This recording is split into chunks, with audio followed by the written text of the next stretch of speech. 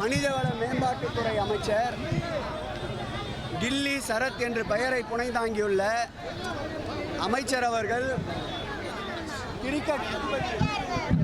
Cricket ஸ்டேடியத்தில் அமர்ந்து cricket விளையாடுகின்ற பொழுது போதை மாத்திரையை பொடியாக்கி அதை நுகர்வதற்குண்டான பணிகளிலே ஈடுபட்டிருந்ததை தமிழகத்திலே இருக்கின்ற அனைத்து ஊடகங்களும் அதேபோல் யூடியூப் போன்ற தனியார் சேனல்களும் ஒட்டுமொத்த தமிழகமும் அதை வெளியிட்டிருந்த வேளையில் அது குறித்து அரசின் கவனத்தை ஈர்க்கவும் சம்பந்தப்பட்ட அமைச்சர் மீது தகுந்த நடவடிக்கை எடுக்கவும் திராவிட முன்னேற்றக் கழக மாணவரணி சார்பில் போராட்டம் அறிவிக்கப்பட்டிருந்தது.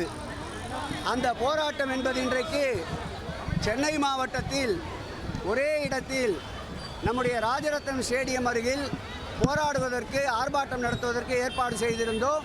அது அனுமதிக்கப்பட்ட இடம். அது குறித்து முறையாக நேற்றைக்கே மனு அளித்திருந்தோம்.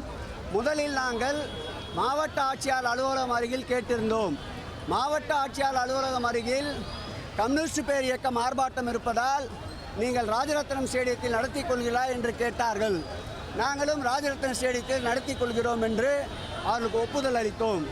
காலையிலே அது சம்பந்தமான மேடை அமைக்கின்ற பணி ஆரம்பிக்கின்ற பொழுது 25க்கும் மேற்பட்ட காவல்துறையினர், குறிப்பாக எழும்பூர் காவல்துறை ஆணையாளர் ராஜேந்திரன் அவர்களும் அந்த பகுதியினுடைய காவல்துறை உதவி ஆணையாளர் ஜெகதீஷ் அவர்களும் ஒரு முன்னாள் சட்டப்பேரவை உறுப்பினர் வழக்கறிஞர் என்று கூட பாராமல் கழுத்திலே கையை வைத்து வாகனத்திலே ஏற்றி